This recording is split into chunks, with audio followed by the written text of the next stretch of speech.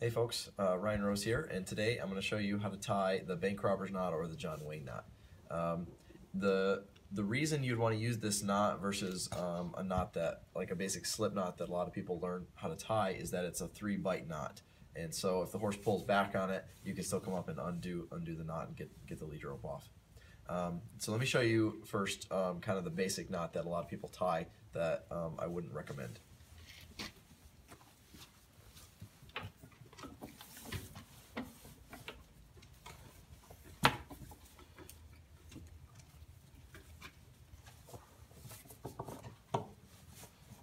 Okay, that's just kind of a basic knot, but if I pull back on this knot really hard, if the horse pulls back on it, you're not going to be able to get this undone.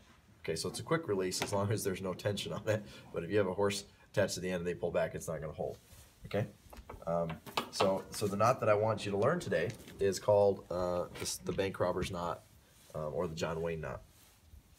So what I'm going to do is I'm going to adjust my rope to the length that I want to have my horse.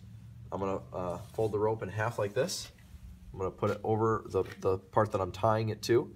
This could be a hitching rail, it could be, you know, something in your horse trailer, whatever it is you're going to be tying your horse to, okay? And the tail is going to go between here and here, and then it's going to go under and then over that part. Then I'm going to bring this rope, it's going to go under and then over where the horse is. Then I'm going to fold the rope in half again, and I'm going to call this the lock, and I'm going to call this the key. Put the key in the lock. Then you pull it tight. The reason it's called the bank robber's knot is if we just robbed a bank, we need to grab our horses and get out of there quick. Run, grab the rope, and we can be out of there. But again, why that's a great knot is it's a 3-bite knot, which makes it hold up even if they're under pressure. Another great knot to know is called the Stockman's Bowline. And this knot would be more practical if you're tying your horse around like a tree that's maybe up high where you need the rope to come down, or you're tying them around something very large that you, by folding the rope in half like you do in the bank robber's knot, it would take up too much of your rope. And so this one is called the Stockman's Bowline. And again, it's a 3-bite knot and is a very, very useful knot. So it's going to start by I'm going to run my rope through here, and I'm going to adjust it to about where I want my horse to be tied. So if a horse was attached to this halter, it would be maybe about here. Okay. And then what I'm going to do is go from the horse to the tail here. So if my horse was this side, and we'll call this the tail, I'm going to fold it forward here and make what's called a half hitch. Okay. So I make my half hitch, then I take the tail of the rope and I set it over the half hitch. Next thing, wrap it around the half hitch. Can you see how I did that?